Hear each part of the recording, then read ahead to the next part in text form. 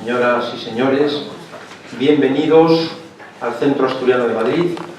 Es una enorme alegría contar con su presencia en esta su casa, la casa de todos los asturianos y de todos los amigos de Asturias. Y también ruego disculpen que comencemos unos minutos más tarde. Generalmente en esta casa no somos muy puntuales, por un lado, pero por otro hemos estado esperando a que se incorporen todos los intervinientes, porque Madrid es una ciudad muy colapsada en el tráfico, y también uno de los intervinientes pues ha llegado ahora mismo de Asturias. Bueno, de manera que muchas gracias a todos por acompañarnos. Nos congrega hoy, como es sabido, el 250 aniversario del nacimiento de Álvaro Flórez Estrada, economista y político asturiano, nacido en 1766 en Pola de Somiedo y fallecido en Noreña en 1853. Un liberal para quien, según recoge Rafael Anes, la economía política es la ciencia del ciudadano y del patriota. Flórez Estrada, de hecho, ha sido calificado como gran patriota. De la página de la fundación que lleva su nombre extraigo los siguientes datos.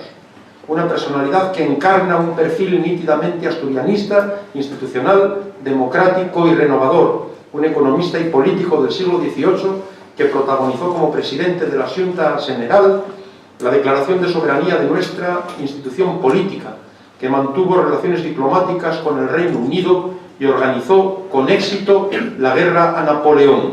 Como economista manejaba ideas muy avanzadas para su tiempo y de una profunda sensibilidad social.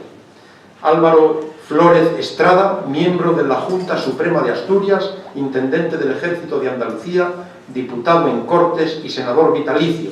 Algunas de sus obras: Constitución para la Nación Española, de 1810, que publica en Birmingham; Introducción para la Historia de la Revolución Española, publicada en Londres; Examen imparcial de las disensiones de la América con la España, de 1811, publicado inicialmente en Londres, constituye, según Rafael Herrera, un intento racional de reconciliar América con España. Constitución política de la Nación Española, por lo tocante a la parte militar, de 1813, representación a Fernando VII en defensa de las Cortes, reflexiones acerca del mal extraordinario que en el día aflige a Inglaterra, de 1824, y curso de economía política, de 1828, acaso su obra fundamental, dirigida, como indica el propio autor, Flórez Estrada, en el prólogo, a que se investiguen metódicamente los medios de aumentar la riqueza de los pueblos. Sin un conocimiento así, agrega, no pueden los países mejorar la industria ni hacer salir a sus habitantes de la ignorancia, la miseria y el descontento. Y finalmente, Elementos de economía política, de 1841, libro de texto muy estudiado. Para hablar de Flórez Estrada, de su vida y de su obra, contamos esta tarde pues con don Manuel Galán González Pardo, licenciado en Economía, especialista en codesarrollo y relaciones intercomunitarias, aquí a mi izquierda, con dilatada experiencia en economía social, cooperación y educación para el desarrollo en contextos de conflicto, y especialmente en Tanzania, donde estuvo al menos 5 años, y sobre todo en áreas como la educación y la salud. Es consultor social y gestiona un hotel rural en la localidad de Pola de Somiedo, que fue la casa natal de Álvaro Flórez Estrada. Es además descendiente de Flórez Estrada. Gracias por elegirnos, Manuel. A mi derecha, don Juan Velarde Fuertes, catedrático de Economía, Premio Príncipe de Asturias, Manzana de Oro de este Centro Asturiano de Madrid y asturiano universal, un hombre de la casa, que nos dio una conferencia magistral, por referirme al último evento en el que ha participado en esta misma tribuna sociocultural de Madrid, en junio de 2015, creo, titulada La economía española ahora. Actualmente, don Juan es presidente de la Real Academia de Ciencias Morales y Políticas. Posee un currículum verdaderamente abrumador, extraordinario, ejemplar, como investigador, como profesor, como escritor y, lo que es quizá más importante, como ser humano. un lujo, don Juan, que nos acompañe de nuevo en esta su casa, muchas gracias. Y don David Rivas Infante, a la izquierda del todo, sin que esto tenga ninguna connotación necesariamente de carácter político, profesor titular de Estructura Económica en la Universidad Autónoma de Madrid, profesor e investigador de distintos centros de Europa y de América. Es miembro de la Junta Directiva de este Centro Asturiano de Madrid, muy activo en diversas asociaciones, y destaco hoy, entre sus muchos méritos, que es miembro de la Academia de la Lingua Asturiana. Hace unos meses nos dio aquí un acto magistral con motivo de la presentación del Quijote en asturiano. Una obra realmente también que es todo un hito. Autor de numerosos libros y artículos de investigación. Muchas gracias de nuevo, David, por acompañarnos. Y en la extrema derecha de la mesa se halla, sin connotaciones de ningún tipo, nuestro presidente adjunto, don Andrés Menéndez. Sin más, ¿a quién damos la palabra? Que estamos en casa todos. ¿Quién comenzaría? Porque esto se nos ha olvidado, porque el orden de las tarjetas es uno, pero generalmente dejamos al autor para el final.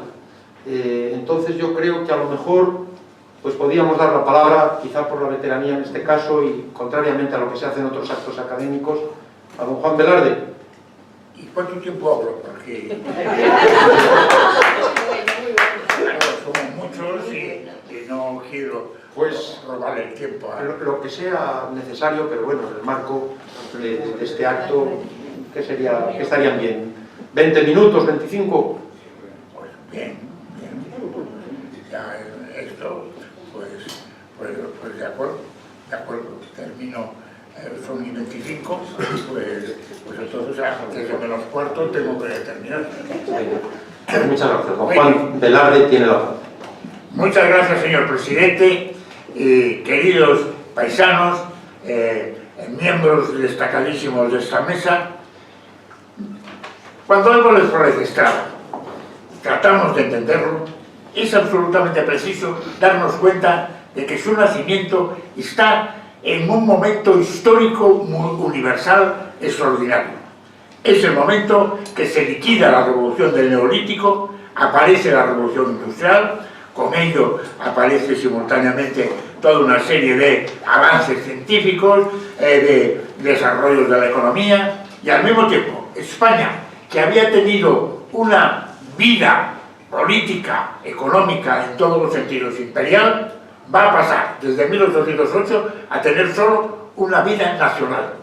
Y es un cambio el que tiene radical y absolutamente diferente, y en ese momento Flores de Estrada se va a sentir obligado a cambiar y a tratar de mejorar las cosas. Y yo debo destacar desde aquí, por ser este lugar clave para asturianos en Madrid, la gran importancia de Flores de Estrada que tiene precisamente para esto, porque primero, desde el punto de vista político, ¿qué no lo encontramos? Nos lo encontramos en la Constitución española pionera de Cádiz, con el añadido de, bueno, mantener una situación, porque Napoleón lo que planteaba era una nueva situación imperial, donde estaba España y que abarcaba a Francia y a toda Europa. Y ahí él se opone a eso, a José I desde el principio, etcétera, etcétera. Y pasa a ser una persona realmente única y exclusivamente vinculada con el mundo nuevo que está apareciendo ahí. Y de ahí que, por lo tanto, yo creo que esto es lo que va a obligar a Flores de Estrada a estar desde el principio planteando una serie de cuestiones como político, como investigador, como publicista, en una mezcla continua que va a tener, y derivado de ese prestigio, por ejemplo, el profesor Almenara sostiene, y estoy de acuerdo, que Flores de Estrada tuvo en este sentido, además, como consecuencia de esta mezcla, dos etapas totalmente diferentes. La primera estaba unida a la guerra de la independencia y a su ocupación de un puesto en las Cortes de Cádiz, vinculada con el liberalismo, etc. y esto le va a durar de 1809 a 1823. La otra es la que se deriva de su preparación y acción, como he señalado, y que sobre todo está centrada en su papel como persona experta en el terreno de la economía política. Todo esto es lo que está haciendo que Flores de Estrada tenga en él una sensación de que sus ideas son unas ideas que no habían prosperado en la etapa anterior y que son las de Cangar Güelles, los mensajes clásicos de Adam Smith, de Malthus, de Say, de Bastiat, de Comte, de Chevalier, que por supuesto van a ser derrotadas luego posteriormente en España multitud de veces, pero esas son las ideas que él va a intentar que acaben triunfando. Además de esto, como señala Fuentes Quintana, Flores de Estrada denunciaba la gran cantidad de plata traída de América a España porque solo había conseguido impactos negativos, como habían sido denunciados por Hume y por Smith, y que algunos vincularían después con la teoría cuantitativa de la moneda y por tanto con planteamientos inflacionistas. Esta elevación del nivel general de precios en España acarreaba una evidente pérdida de competitividad de las producciones españolas, y de ahí que España tuviese un problema derivado del déficit que existía en el sector público y el inicio continuo de crisis económicas. Además, esa situación inflacionista, que conocemos todos lo grave que es, señalaba Flores de Estrada que con ella se habían incrementado los gastos previstos cada periodo anual, sobre todo del sector público, con lo que la Hacienda se veía obligada a aumentar la carga presupuestaria, y de ello surgían siempre efectos restrictivos, aunque la alternativa a veces era que el sector público se viese obligado a dejar de tener los recursos forzosos para una buena marcha de los servicios a él encomendados. También la inflación pasaba a incrementar los costes salariales, generando dificultades productivas notables. Por todo ese planteamiento, Flores de Estrada decía que si España, comillas de Flores de Estrada, deseaba ser una nación agrícola, manufacturera y comerciante, y destaco que él pone agrícola en primer lugar, luego lo veremos, no existiría otra alternativa que conceder la libre exportación de moneda de plata para establecer el equilibrio perturbado por esta en su economía. Concluía esta crítica de Flores de Estrada a la política mercantilista que subyacía en la vinculación de los territorios europeos al vincularse con los americanos dependientes de la Corte de Madrid, que era preciso, comillas, instaurar un sistema de libertades, desaparición del monopolio de comercio con América, con un intercambio en el comercio exterior de todas las corrientes y libertad en la exportación de la moneda de plata. A esto es preciso agregar que con tal planteamiento se establecería algo así como, comillas suyas, un marco para el desarrollo de las actividades productivas privadas que necesitan contar con una motivación o fuerza que las debe impulsar. Cierro comillas. Por eso, al renglón seguido, era preciso indagar dónde iba a señalar ese economista que se hallaba esa motivación para el progreso.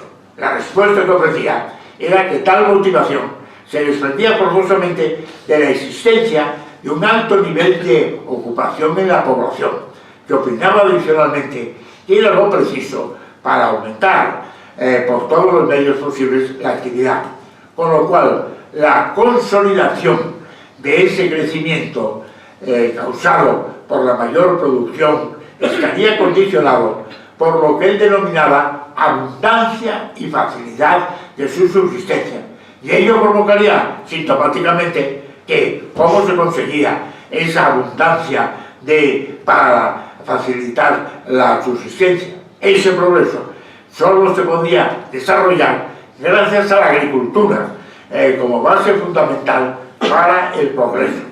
En ese sentido, todos los economistas señalan al estudiarlo que ese agrarismo que se encontraba ya en las primeras manifestaciones de las posturas de Flores de Estrada, por ejemplo, cuando opinó sobre la ley agraria, lo que por otro lado también justificaba la política desamortizadora que va a fomentar él, va a defender, porque creaba una nueva propiedad agraria, con lo que concluía, gracias a las negociaciones con la Santa Sede, que otro asturiano, Alejandro Mon, fue el que arregló la situación del campo.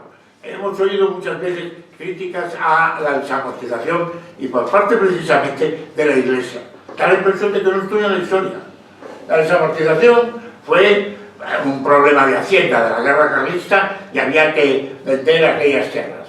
Pero, como consecuencia de esto, los propietarios de las tierras, el catolicismo era el 99,9% de la población española, tenían miedo de ser condenados de alguna manera y tenían precauciones para ocupar las tierras, para cultivarlas, etc.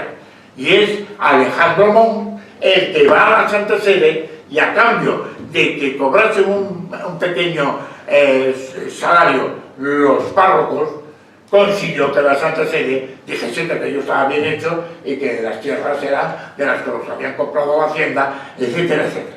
Por lo tanto, Asturias sí está desde los primeros planteamientos desamortizadores hasta, por supuesto, estas posturas de Flores de Estrada en toda esa cuestión. Y, por otra parte, Alejandro Mon es el que montó el sistema fiscal español que hemos tenido hasta hace muy pocos años. Y esto es también un dato a tener en cuenta. Bien, estas situaciones hacen que este ejemplar asturiano tenga continuamente presente lo que podríamos llamar la cuestión social. Y en relación con ella, negaba la legitimidad de la propiedad de la tierra. La gente que tenía tierra, la tenía tierra en tanto en cuanto el suelo era propiedad de la mancomunidad en su conjunto. Lo que pasa es que a cambio de un impuesto, a cambio de alguna cosa, pues podía utilizar la tierra plenamente. Y esta es una línea que posteriormente la vamos a encontrar en Joaquín Costa. Va a sostener lo mismo que esto que como preludio dice Flores de Estrada. Va a haber toda una postura muy importante y que tuvo mucha difusión mundial, que todavía las posturas derivadas de este economista, Henry George, todavía hay grupos y llamamos así, partidos políticos en Canadá, en Dinamarca, etcétera, que siguen siendo gentriceros-cristas. En España, pues toda esa fuerza ha existido. Personalidades recientes tan conocidas entre todos nosotros, como Baldomero Argente, era gentriceros-crista, etcétera, etcétera. Todo esto hace que las posturas de Flores de Estrada tenían una especie de avance, tenían una especie de progresión importante y, por otra parte, Flores de Estrada, al mantener esos puntos de vista, que lo va a hacer de manera muy clara en la quinta edición de ese curso de Economía Política del que se ha hablado, sobrepasa el tema agrario y lo acaba planteando de una manera que está directamente relacionada con temas de reforma agraria, temas de cambio social muy importantes, etcétera, etcétera. Por todo esto, Flores de Estrada, siguiendo el sendero abierto por James Mill, exhibía su deseo de que surgiese en España un país de clases medias. Esta postura la había también abordado Sismondi, pero en Inglaterra, con la revolución industrial en marcha, esa postura no interesaba.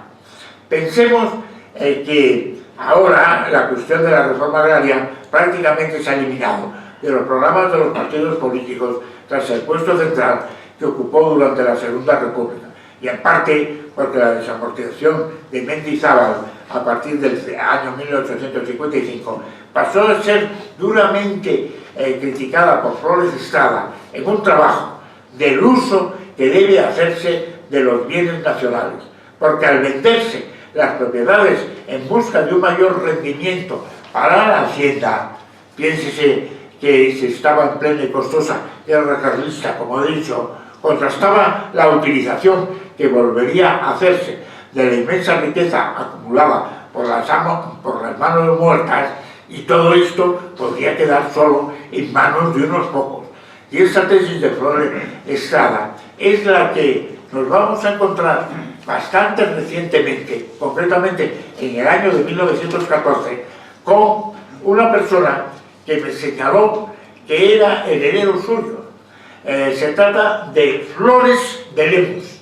Flores de Lemus sostenía que su familia eran los Flores de Estrada, que habían emigrado y compraron fincas en Almería, y allí la Z de Flores se había convertido en S, y por lo tanto que el origen era Flores de Lemus y no Flores de Lemus, y por lo tanto que él como economista estaba orgulloso de tener, ahora diríamos, genes que se relacionaban con los Flores de Estrada. Por lo tanto, vemos que todas esas cuestiones, Flores de Estrada está continuamente planteando cuestiones sociales, y ahí que a veces se omiten de él, basándose en Adam Smith, con Locke, etc. Cree que el fundamento del derecho de propiedad, comillas, se encuentra en la ley natural. Acabo diciendo que legitima la ganancia obtenida por el trabajo y el intercambio de bienes establecido por la ley civil. Pero la propiedad de la tierra, no. La propiedad de la tierra, viendo hacia atrás las cosas, no. Eso origina una distribución desigual, etc.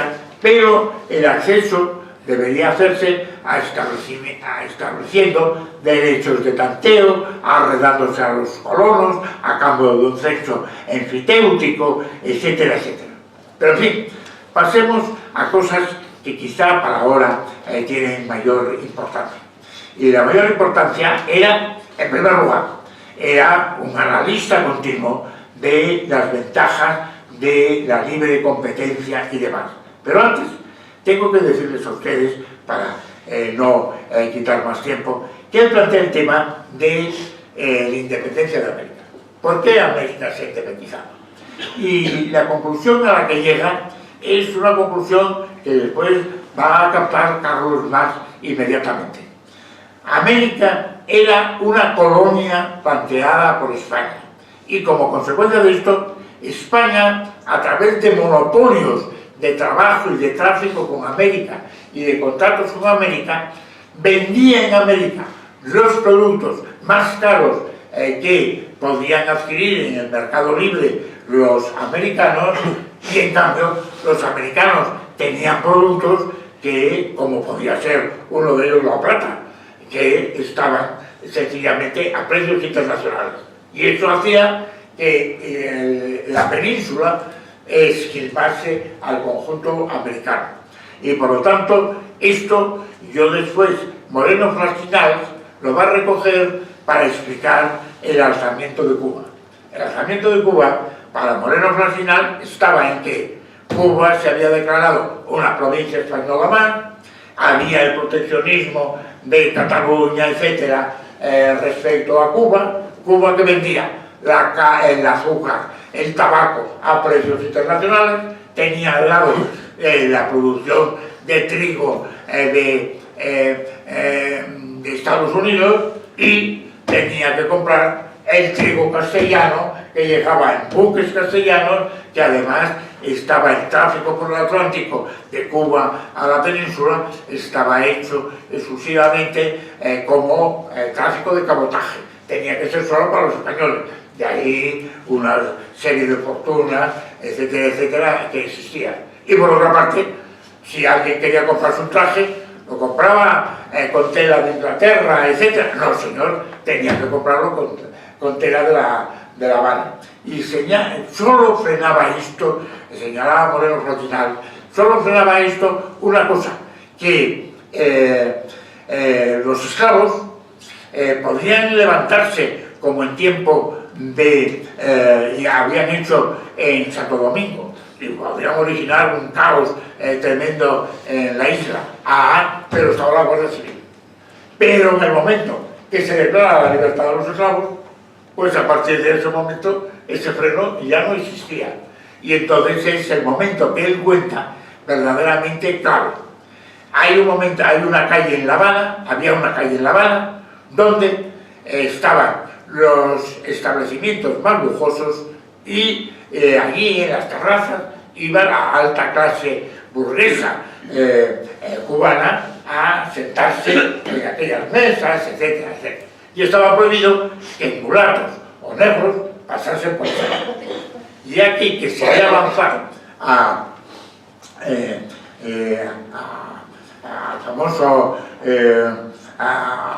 famoso general que se murió, no sé el nombre, empiezo por M, que murió luego en un combate con los españoles, que avanzaba, que era mulato, que era, bueno, ahora me saldrá, avanza por la acera de la calle con unos ayudantes y se levanta. Unas señoritas de la alta sociedad cubana se acercan a él a entregarle un fajín de general. Maceo, era Maceo.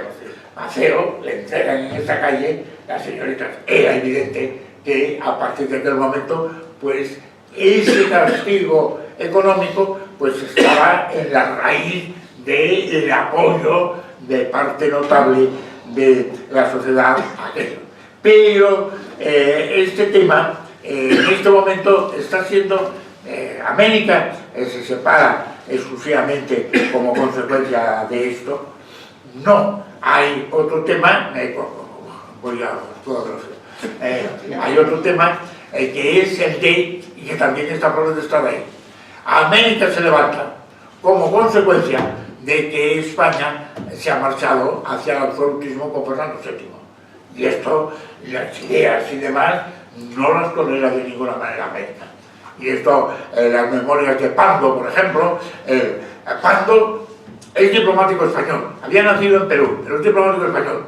Se marcha como consecuencia de Fernando VII a Perú. Y se marcha a Perú y allí en Perú es un hombre de Bolívar, etcétera, etcétera. Pero aquello se convierte progresivamente en una hispana y se separa Perú, Colombia, etcétera.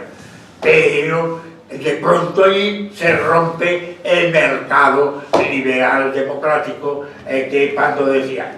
Y se vuelve a España y acaba su vida como consejero de Estado de España. Esa evolución, ¿por qué? Porque aquí ya estaba Isabel II y ya era la etapa liberal. Por lo tanto, son los dos factores. Y la base, y termino con ello, la base técnica de Flores de Sada, en lo científico, va a ser cuando él se marcha y se tiene que exiliar a Inglaterra y se encuentra con una revolución industrial verdaderamente impresionante. Él piensa en las bueno, cómo se está obteniendo el acero en España, con carbón de leña, etc. Y ahí está el coque desde hace mucho tiempo. Y a él le impresiona y cuenta en el Clyde, en ver las masas de buques de vapor y de hierro que están circulando por ahí, etc. Y eso está detrás de Adam Smith, de Ricardo, etc. Y se dedica a estudiar la economía de los clásicos. Y ahí está su curso de economía política. Y esta es otra de las bases esenciales de Flores de Sada, que luego pasa a Francia se vincula con otra serie de economistas y pasa a ser una persona maravillosa. Sustituye como final a Stuart Mill por Flores de Estrada, en lo que sobre él sostiene Hal Brunner, hablando de Stuart Mill. Y yo lo digo sobre Flores de Estrada. Quizá no fue el suyo un libro de los que hacen época, pero fue sin duda alguno de aquellos que marcan una época. Por eso es justísimo que los asturianos estemos orgullosos de ser paisanos de Flores de Estrada. Nada más, muchas gracias.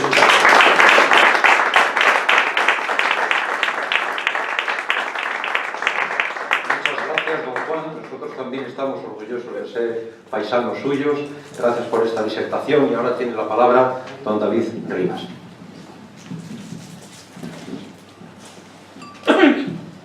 Bien, muchas gracias, presidente, por la invitación. Yo voy a empezar con una anécdota.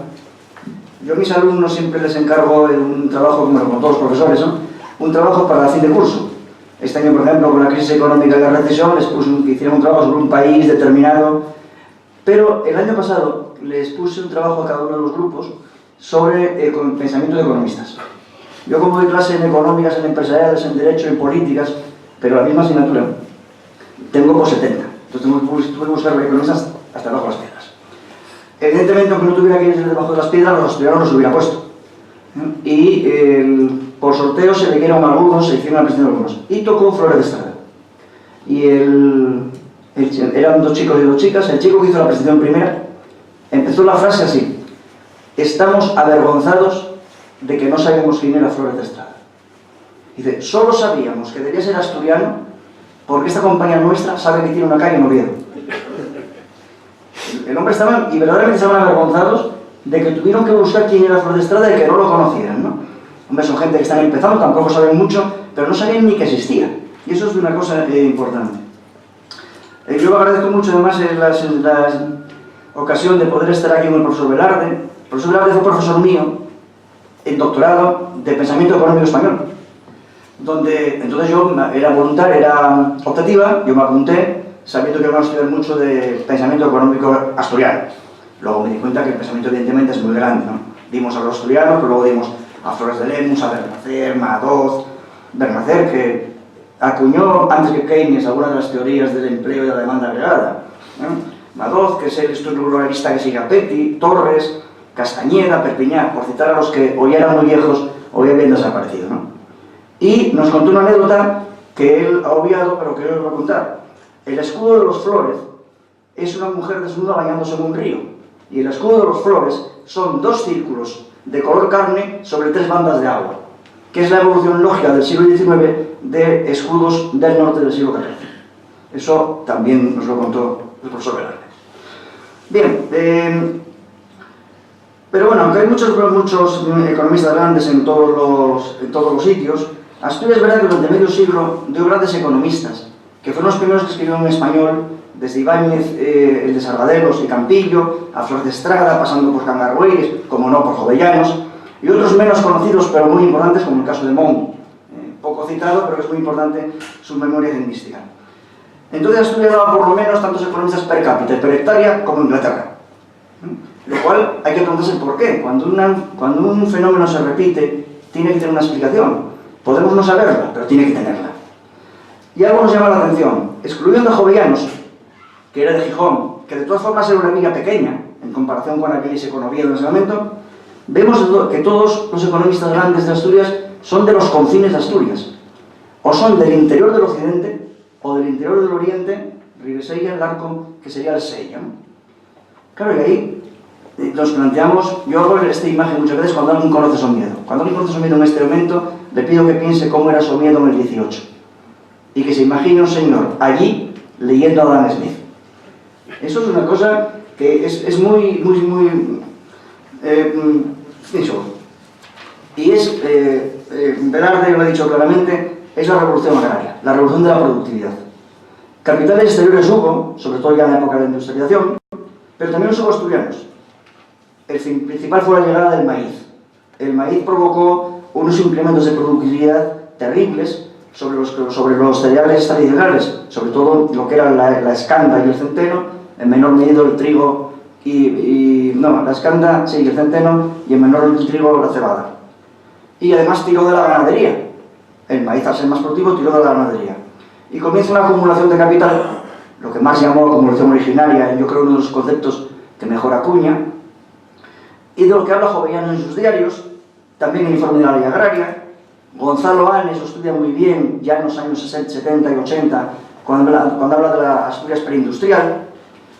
Pero eso incluso hasta poetas, como Bruno de Fernández Cepeda, dicen que, hablando de la silla de la manzana, dice, horros y casas levanta. Es decir, levantaban casas con lo que estaba saliendo del excedente agrario, levantaban hórreos, pasando de tener un hórreo a tener 3, o hacer paneras, que en una panera cabe lo que caben en 4 hórreos. Y entonces aquí seguimos con la primera explicación, es esa, una explicación material. También hay una explicación que tiene que ver seguramente con la formación de aquellos hidalgos que habían elevado la productividad de sus tierras. Y es que yo cuando estudiaba de crío, cuando estaba en el colegio, todo lo habían hecho los reyes y los papas, o los caudillos militares, o algo así. Había que saberse los reyes godos. Cuando llego a la universidad, yo llego a la facultad en un año muy significativo, llego en el año 75, yo llego a Madrid a estudiar a la Complutense 2 semanas después de los últimos fusilamientos y un mes y medio antes de la muerte de Franco, con lo cual llego en pleno inicio de la transición. Entonces me encontré con que toda la historia económica que se nos daba era de base marxista. Y entonces ya no había reyes y papas, todo eran grandes movimientos sociales que, impulsados por las fuerzas productivas, hacían cosas poco menos de una forma determinista. Y hombre, yo no me creo que los reyes godos lo hicieran todo, pero tampoco creo que todo se haga por impulsos de la productividad económica. Es decir, a la América, si Isabel la Católica no hubiera puesto su voluntad, se hubiera llegado igual, se hubiera llegado 3 años más tarde, pero quizá hubieran llegado los portugueses, o los holandeses, o los ingleses. Había que tener que una necesidad de lanzarte a buscar nuevas vías de comercio, pero también la voluntad de una mujer que la tomó. Es decir, se tienen que dar las dos cosas productivas. Y esto es lo que está también en Asturias en ese segundo elemento. Aquellos hidalgos envían a sus hijos a estudiar a Inglaterra, donde están haciendo la ciencia económica que conocemos.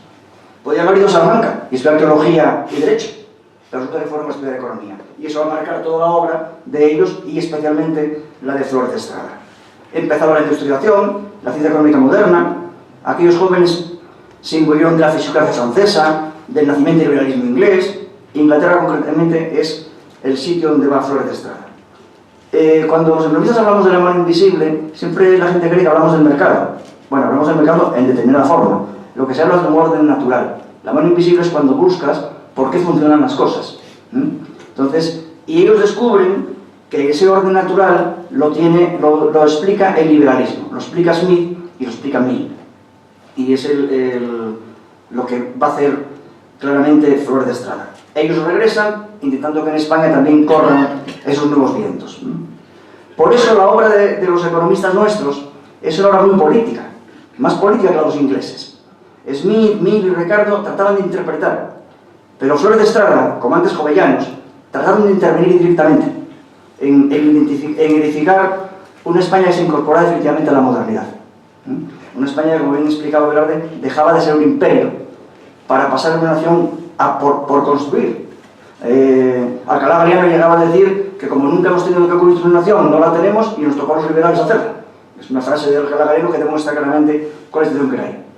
Por eso, aunque hoy podríamos tildar a Flores, como a otros, de un radical, en el sentido de ir a la raíz de las cuestiones, tanto él como los otros economistas asturianos no fueron revolucionarios. Creían más en la evolución y en el acuerdo. Creían mucho más en que las cosas se interpretaban de otra forma diferente. Es decir, un acuerdo muy británico. Seguramente el terror de Robespierre y el imperio napoleónico asustó, en cierto modo, a teóricos que hubieran sido mucho más afrancesados si ese episodio no se hubiera producido. Entonces se refugian mucho más en ese planteamiento.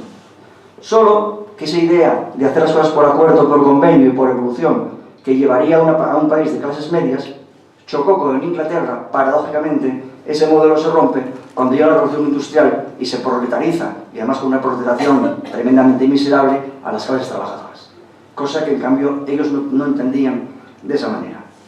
En efecto, Napoleón, Como veíamos, Flórez es quien encabeza en la Sala Capitular de Oviedo en el año 8 la rebelión, declara la guerra a Napoleón, envía una embajada de la Xunta a Londres, que va dirigida por el conde de Toreno, recluta un ejército, que lo recluta en el campo de San Francisco, para los que conozcan Oviedo, y un experimento político que no sabemos qué hubiera sido su devenir, si no podemos imaginarlo si no llega a entrar el Marqués de la Romana, tratando de organizándolo todo, organizar el desconcierto.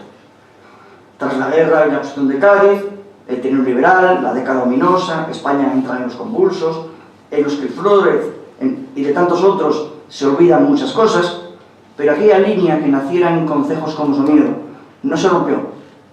Y otros economistas retomaron el camino, desde el viraje proteccionista a la liberalización, la estabilización, el ingreso de hoy en la hoy Unión Europea. Todo ello tras una guerra civil y una posguerra tremenda de autarquía, necesidades y razonamientos. ¿Y qué pasó con los asturianos? ¿Siguió la línea conductora de los economistas asturianos? Pues continúa.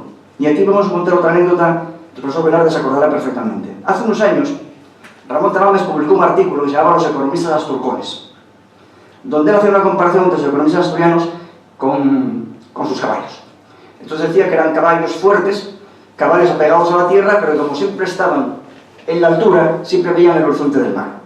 Y que entonces estaban arraigados a la tierra y por otra parte miraban hacia el norte. Y entonces él hace un recorrido por todos los economistas asturcones. Evidentemente, ahí están todos ilustrados y continúa en el siglo XIX y XX con Valentín Andrés Álvarez, con Juan Velarde, con Gonzalo Anes y con Álvaro Cuervo.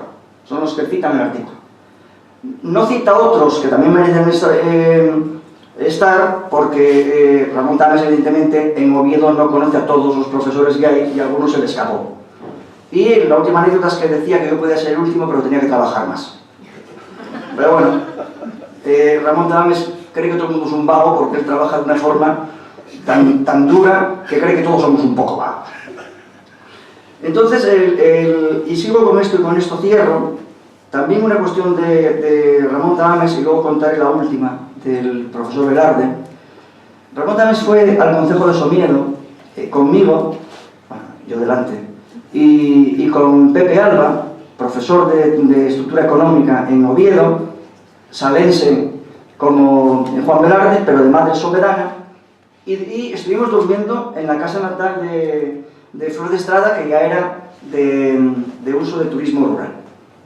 Estuvimos dando vuelta por allí, a Tamames le pareció una cosa impresionante porque creía que iba a encontrarse como un munillos enorme, y se quedó maravillado con el tema de la agricultura, por ejemplo, de la ganadería. No creía que iba a encontrarse pues, carballeras enormes donde los osos corrían por todos lados, y se quedó maravillado. Y a la vuelta hacia Oviedo, paramos en La Malva. Yo no sé si ustedes conocerán la central de La Malva.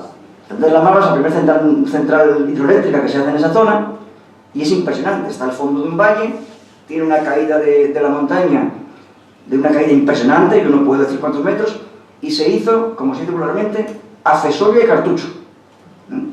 Entramos, ahí estaban las turbinas, todo aquello de la Malva.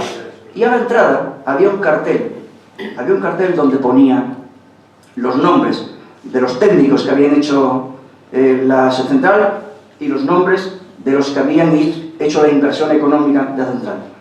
Y Ramón Tamames, que es de los mejores conocedores de la historia económica de España, nos quedó así mirando y nos dijo: ¿y esta estupidez emprendedora dónde quedó? Alba y yo nos miramos con un poco de vergüenza, y de vergüenza sobre todo, ¿por qué? Porque sabíamos la respuesta. Y nada más, muchas gracias.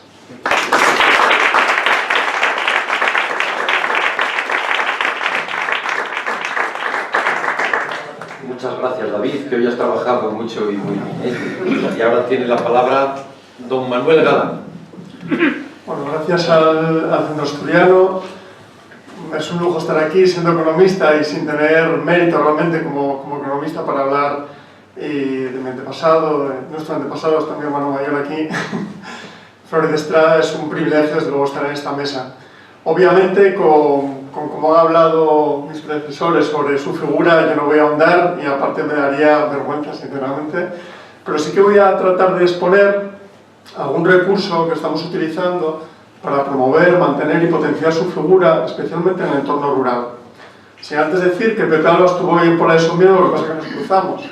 Él llegó cuando yo me iba, con él estamos trabajando en la idea de hacer unas jornadas el 20 y 21 de mayo en Pola de Somiedo, su casa natal, también con el Ateneo Republicano de Asturias y con el apoyo del Ayuntamiento, aprovechando el 250 aniversario de su nacimiento, pero con la idea de hacer algo que continúe en el tiempo, ¿no? Yo creo que es verdad que la figura de Florez Estrada estuvo abandonada durante mucho tiempo. Creo que Marisol González Pardo, mi madre, que es la que os acogió cuando estuvisteis allí, tuvo mucho que ver, sinceramente, con su recuperación hace 12, 13 años, en el 2003, el 150 aniversario de la muerte, porque bueno, se consiguió reeditar la 16ª edición de su tratado, de su libro de curso de Economía Política, y además hacer el mejor compendio, quizás, de toda su obra, ¿no? que nos presenta un Florez Estrada desde un punto de vista político, constitucional, económico, esa visión de la cuestión social, etc. ¿no? Yo recuerdo estudiando economía a Rafael Alves, cuando habló de Florez Estrada, y cuando yo me presenté, digo, pues soy descendiente, y bueno, fue el primer trabajo en profundidad que hice sobre aquel curso de Economía Política, que estaba en la Facultad de Economía, una edición muy antigua y que era verdaderamente un lujo tenerla, ¿no? Mucha de la librería que tenía y que usó Florez Estrada, naturalmente se perdió en la Guerra Civil, pero todavía quedaban papeles de los que él leía, de Smith, de Mills, que estos días, revisando, recopilando, pues realmente es un lujo, como decía David, pensar cómo en aquella época, en el siglo XVIII y XIX, ahora que Somiedo sigue siendo una zona, bueno, ya cada vez mejor comunicada, hay cuarto de Oviedo, 4 horas y media de Madrid, pero todavía una zona, bueno, bastante alejada de los centros de decisión, con una población rural, una población que vivimos allí habitualmente. Yo 4 años viviendo de solo 1000 habitantes, cada vez más envejecida, con muy pocos niños y niñas. Para que se haga una idea, en el colegio hay 40 niños y niñas, donde bueno, cada vez vamos, de alguna forma, reproduce lo que es el escenario habitual de las zonas rurales españolas, especialmente de Asturias, y que se sigue basando en un modelo de desarrollo muy basado en lo que es la ganadería, ¿no? La agricultura incluso ya se ha perdido prácticamente. Y yo pensaba también, cuando venía hoy desde Pola de Somiedo, ¿qué pensaría, un poco a la inversa de lo que planteabas, qué pensaría Florez Estrada si hoy viviera las contradicciones y todo lo que está ocurriendo en nuestros tiempos, ¿no? Por ejemplo, cómo él hubiera pensado todos los incendios como Asturias, y cómo le hubiera planteado el tema del reparto de la tierra, cómo hubiera pensado que eso con los montes comunales, etc., o cómo él viviría o vería la escasa o nula participación social, ¿no?, que hay en todo lo que son estamentos públicos, o pues, por ejemplo, hablando de la libertad de prensa o de imprenta, que algo leeré sobre él, ¿no?, cómo él vería nuestros diarios, ¿no? Yo pensaba, ¿cómo él leería críticamente los diarios españoles, ¿no? Yo pensaba en la Nueva España, que es como el emblema de Asturias, ¿no?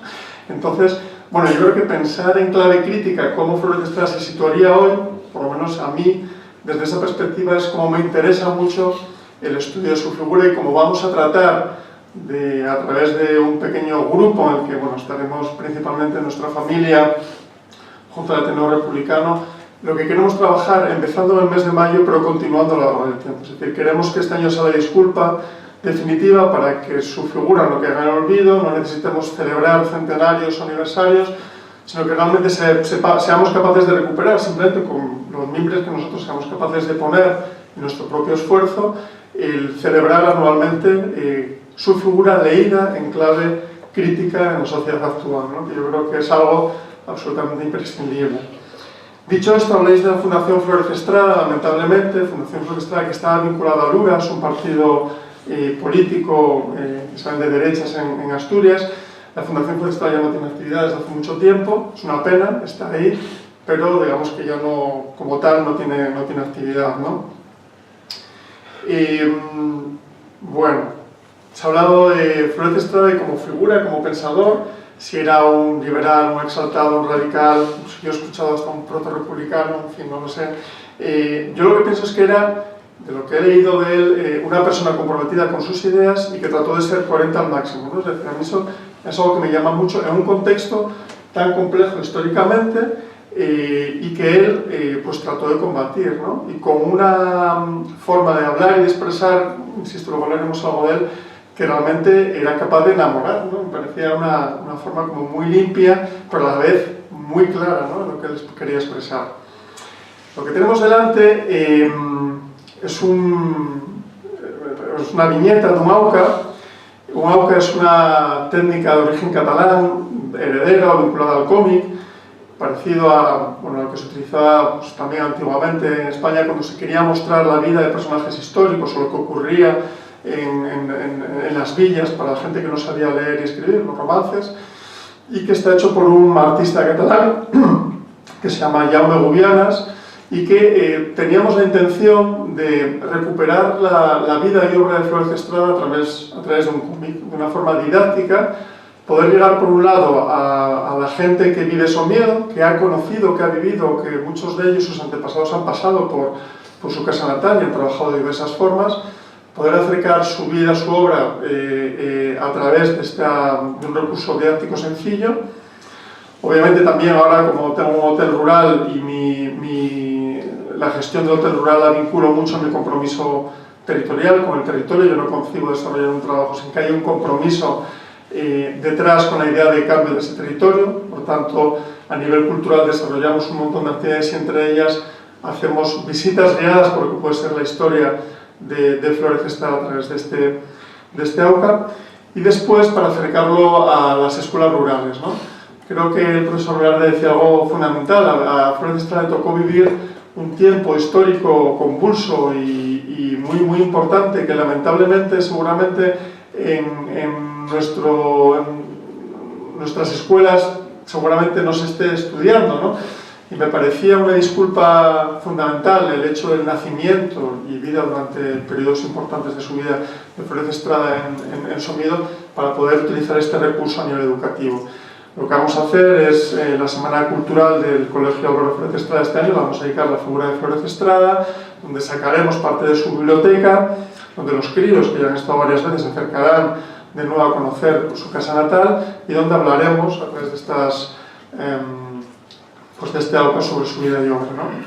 Yo quería presentar, son 20 viñetas, simplemente pasarlas y hacer una mirada más desde lo artístico, que creo que es también bonito, ¿no? Como Jaume hace este trabajo que es inédito y es preparado ex profeso para trabajar, como digo, sobre todo con población infantil, ¿no? Esta es su casa natal, hotel rural desde hace 20 años.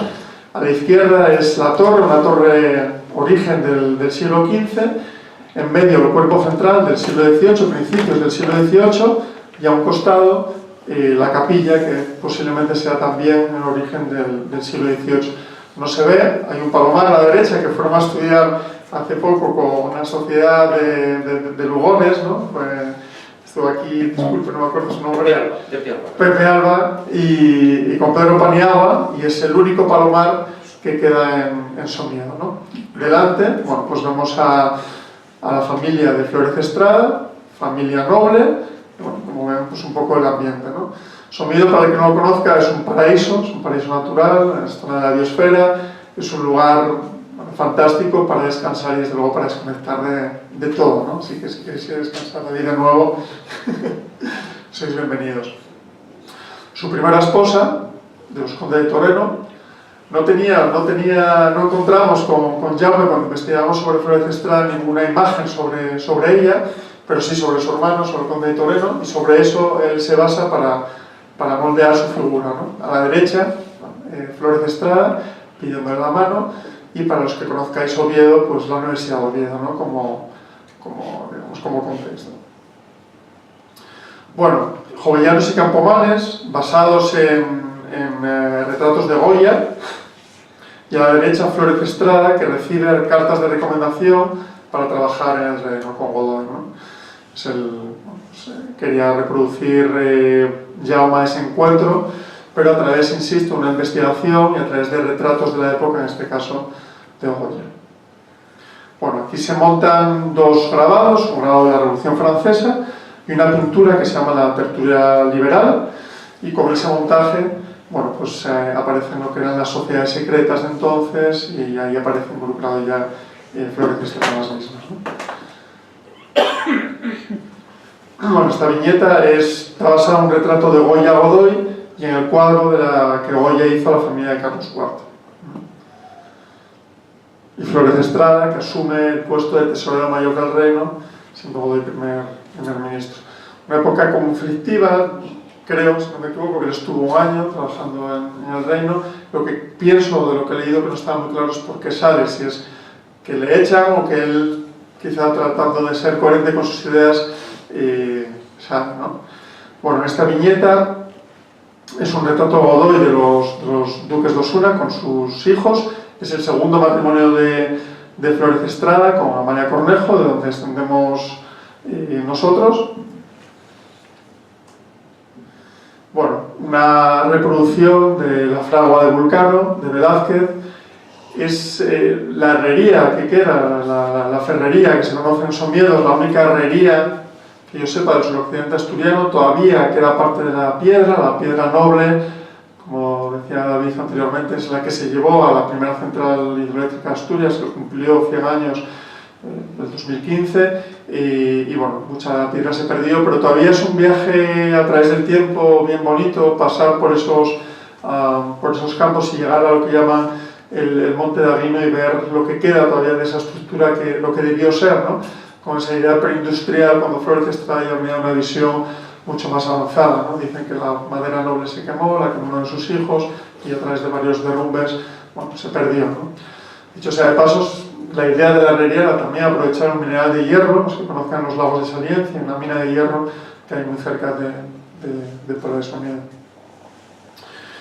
Bueno, un grabado de la insurrección en Asturias. Él fue el procurador general del Principado, en esa época convulsa. ¿Cómo?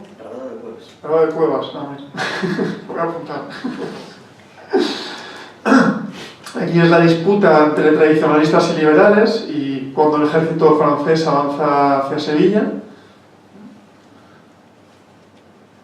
En la siguiente escena, un cuadro de Casado de las Cortes de Cádiz.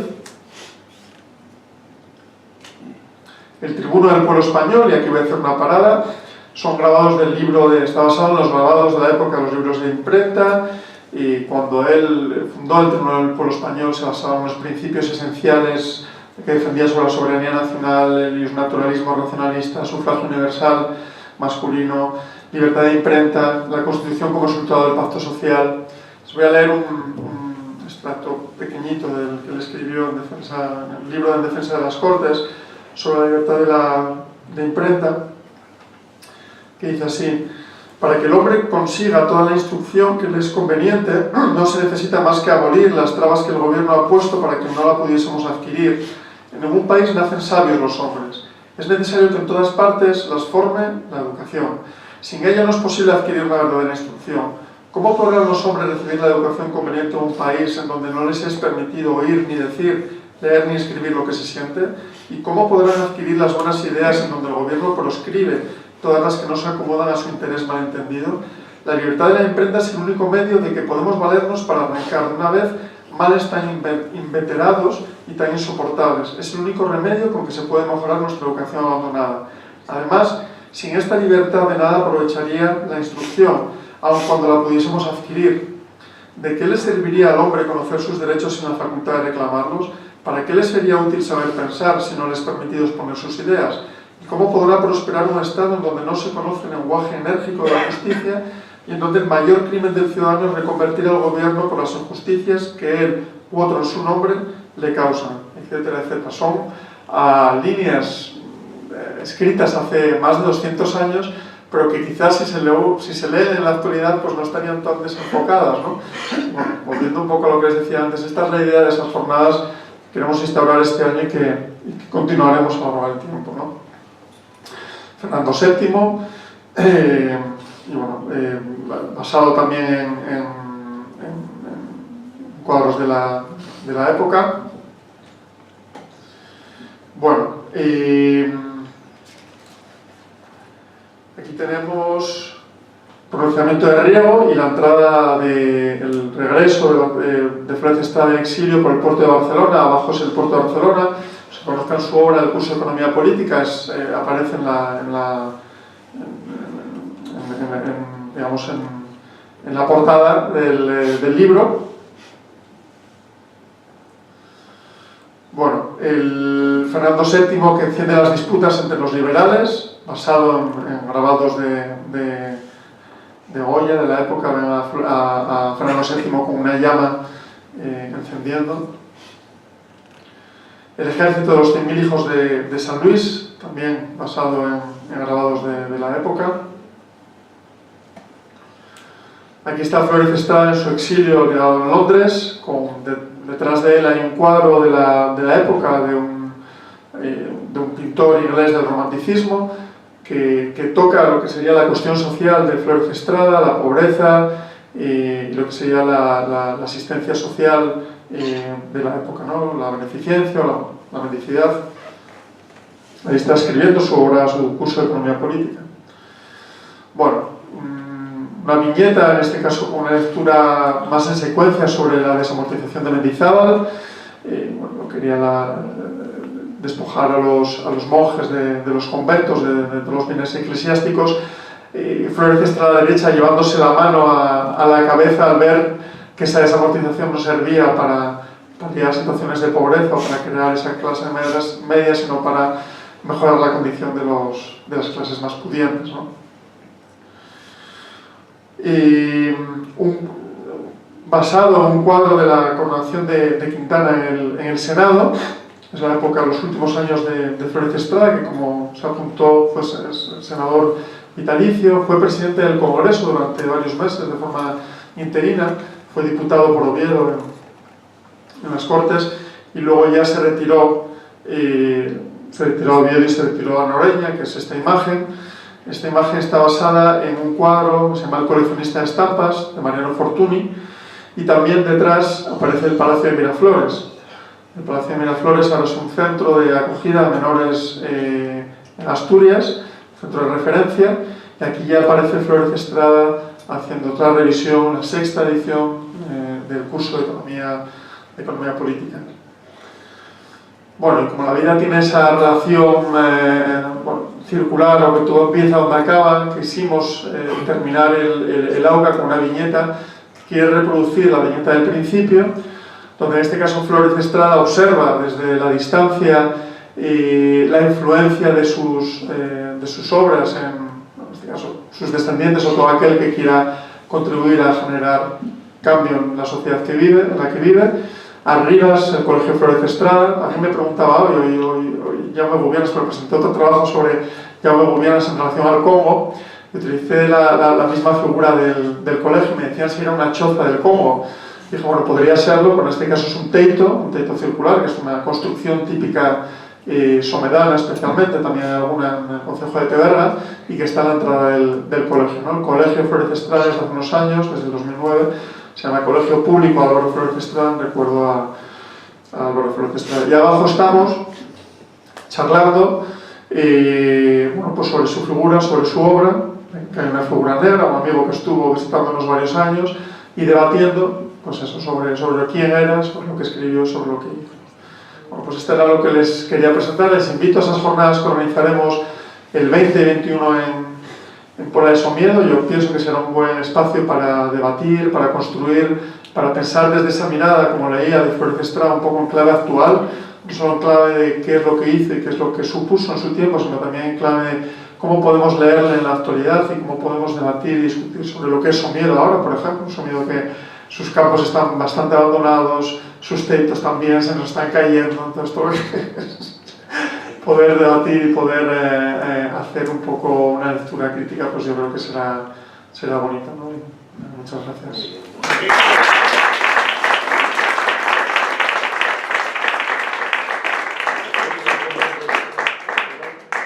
Sí, lo dejo todo aquí.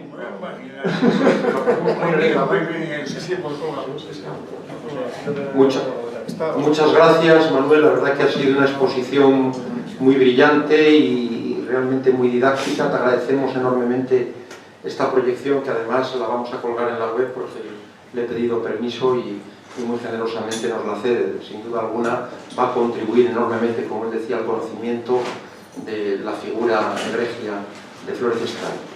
No sé si alguien quiere hacer alguna pregunta, algún comentario, es el momento. Adelante, doña Asunción. Yo, Valentín, quiero felicitarte y agradecerte que hayas convocado este acto, porque me ha parecido extraordinario el haber unido a unas personas tan importantes.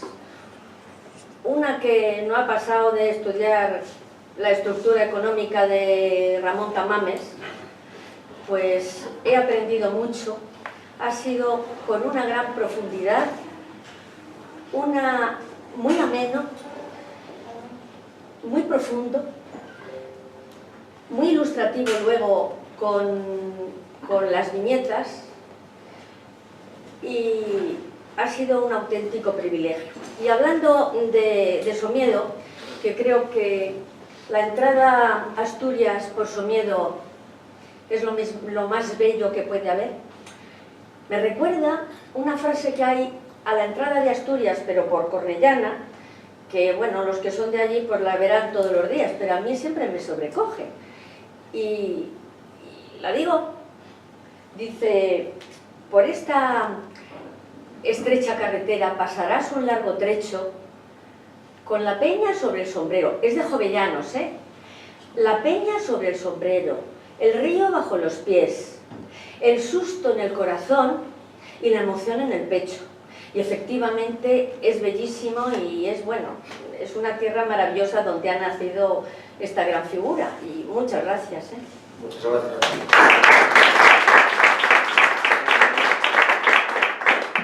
Muchas gracias, Asunción. Como pueden imaginar, como puedes imaginar, el mérito no es mío en modo alguno, sino del Centro Asturiano de Madrid y, por supuesto, de los intervinientes y de todos ustedes, todos vosotros. ¿Alguna otra? Vicente. Y una pregunta era si los teitos son lo que se llamaban las payozas antes, o algo así.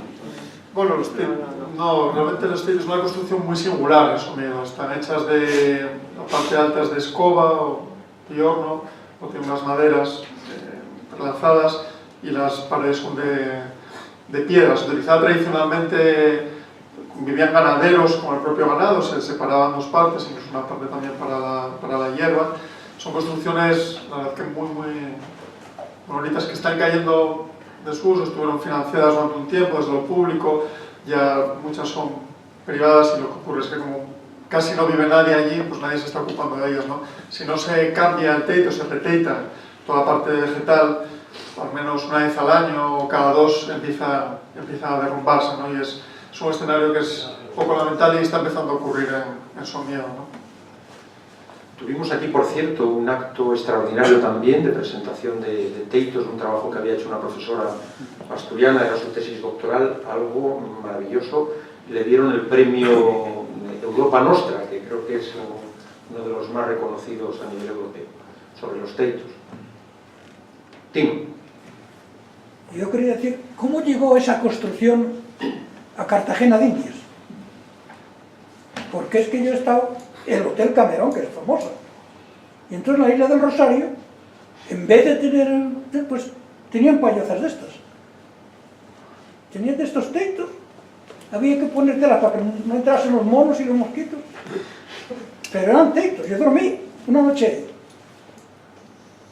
y no sé cómo pudo llegar a Cartagena de Indias. Hay algún asturiano que lo llevó. Los de la isla del Rosario, que están en Cartagena de Indias, Sí. son una evolución desde las chozas de... no recuerdo cómo se llama la etnia, es una etnia que es muy conocida porque tiene dioses con símbolos sexuales muy grandes. Y no me acuerdo cómo se llaman. Pero es que el fundamento es el mismo, ¿eh? Sí, sí, sí. Solo que aquí están rodeados de piedra y lo tienen de madera. Tienen 2 pisos. Claro. Es la misma evolución. ¿No? Sí, sí, yo ahí ya te digo... Sí, en el fondo los puntos no nos diferenciamos mucho en muchos sitios. Porque es el cómo. Yo decirte, David, que ese alumno tuyo tenía razón. Hoy posiblemente aquí se repita. Hoy muchos más sabemos que no es solo una calle Flores Estrada, hay algo más detrás de ella. Enhorabuena por la... Debíais de coger alguna calle más de personajes de estos y decirnos quién eran, como Flores Estrada. Mire, yo os comento una anécdota, ¿eh? Claro. Y cuando le planteé a la alcaldía el hacer algo sobre Flores Estrada, él dijo, inauguramos una calle. Y digo, eso está bien, pero no es suficiente, no es lo que queremos. Queremos hacer algo mucho más profundo y que pueda ahondar en su figura, ¿no? Entonces, bueno, parece que sí, que vamos a tener una calle en Somiedo que se llama Flores Estrada, que llegue desde, los que conocen, desde la plaza, desde la panadería, hasta lo que fue su casa natal. y bueno, el ayuntamiento está por esa labor, ¿no? Quién sabe que algo más que una calle es, pero hoy impresionante. No sé si alguien más quiere intervenir, y si no, pues lo que nos resta es agradecer muy sinceramente a todos su presencia y desde luego a los intervinientes, porque hemos participado todos en un acto entrañable y gozoso, un modesto pero sincero homenaje a la figura de Álvaro Flórez Estrada, y realmente esto demuestra que este centro asturiano es un punto de encuentro, de asturianía, de historia, de sensibilidad social y, cómo no, pues también de servicio. Muchas gracias a todos, muchas gracias a David, a Manuel Galán y a don Juan Velarde. Muchas gracias a todos.